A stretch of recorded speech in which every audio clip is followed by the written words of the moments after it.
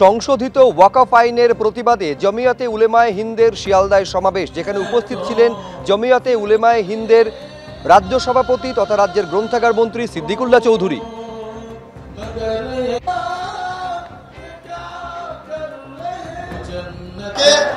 মুখ্যমন্ত্রীর অফিস থেকে ফোন এসেছিল এক্ষুনি, এইসব সমাবেশ থেকে তিনিও সন্তুষ্ট।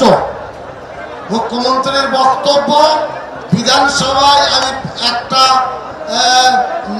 আপনার মোশন তথা প্রস্তাব এনেছি, আমার রাজ্যে ওয়াকফ আইন আমি বলবৎ হতে দেব না, তিনি বলেছেন। তো এই কারণে আমাদের খিদে, আমাদের জ্বালা, আমাদেরকে আন্দোলন না করলে অবস্থাটা সঠিক জায়গায় পৌঁছাবে না।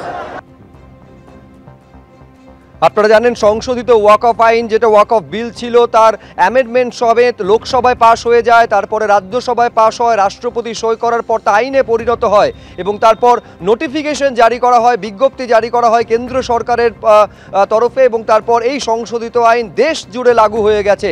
আর তারই প্রতিবাদ জানাচ্ছে জমিয়তে উলেমায়ে হিন্দ শিয়ালদায় সমাবেশের মধ্যে দিয়ে। দেখুন, এই অচল করতে পেরেছে সরকারের প্রচ্ছন্ন সহযোগিতায়। মমতা বন্দ্যোপাধ্যায় তথা প্রশাসন চাইছে অচল হোক, আমাদের হাতে সরকার ছেড়ে দিক, আমরা 15 মিনিটে ভিড় ফাঁকা করে দেবো। জানি তো এদের কীভাবে সাহায্য। এই বাদরদের বাদরামি বাড়ছে, তার কারণ হচ্ছে মমতা বন্দ্যোপাধ্যায় বাদরামি দেখাতে চাইছেন। মমতা বন্দ্যোপাধ্যায়ের প্রচ্ছন্ন মদত আছে এর পেছনে।